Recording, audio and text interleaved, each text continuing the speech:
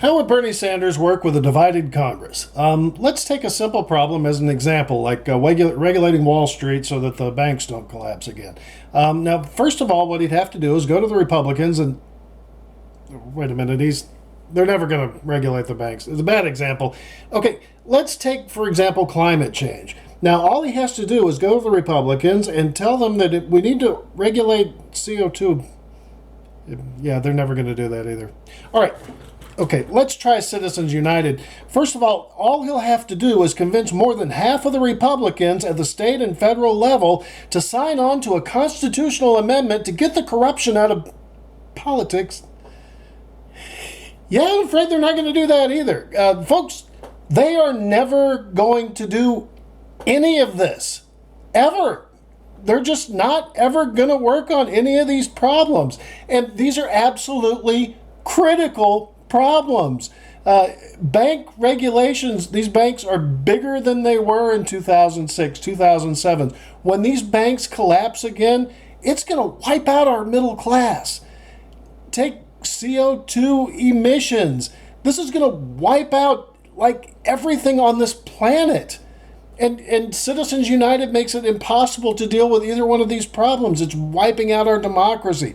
These are critical, crucial problems. The Republicans are never, ever going to change this. That is why Bernie Sanders has been talking about a political revolution. He's not talking about working within this same paradigm. He's talking about changing the culture entirely. This is why he campaigns in the red states. This is how Republicans got all of their insane ideas out there to begin with. You know, things like we hate poor people, we hate smart people, we're frightened of science, let's destroy Social Security. These weren't normal American ideas, like ever. These were ideas that they put into people's head by talking about them over and over and over and over again for years.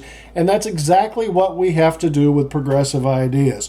We have to get the red states, the rest of America, to elect a progressive Congress. We're never going to be able to change anything on these critical issues if they keep sending us Louis Gohmert to Congress. That corruption is never going to allow anything to change. And so we've got to elect a progressive Congress.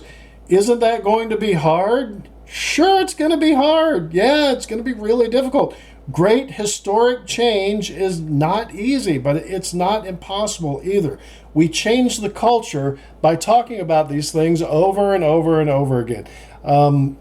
Again, this is how the Republicans advance their agenda and how we can advance ours. If we want progressive change, we need a president who's going to talk about this stuff over and over and over again and hammer it home until these ideas begin to sink in. And they're common sense ideas. Have you watched a Bernie Sanders video lately? He never stops talking about this stuff. He's never going to stop talking about this. When Bernie Sanders dies, you're going to have to soundproof his coffin because he's still going to be talking about this stuff. That's what we need. Somebody that will talk and talk and talk and talk and explain this over and over again. Why can't we get this through Congress? This is why. Why can't we do this simple thing? This is why. You know, these are simple common sense things. We just need somebody that will talk about it, and change the culture. And whenever you think about how hard that's going to be, I want you to keep these three things in mind. The banks are going to collapse, and they're going to take everything that you own. Corruption in our system is going to wipe out your democracy. It's already happening. And when the atmosphere heats 2 more degrees Celsius, it's going to wipe out every living thing on this planet. We don't have a choice. We don't have a choice. Regardless of how hard anything is, these are the things that we have to do. We can't screw around trying to make the Republicans happy. That's never going to happen. We have to get rid of the corrupt Republicans in Congress and replace them with representatives of the people. That is the only way.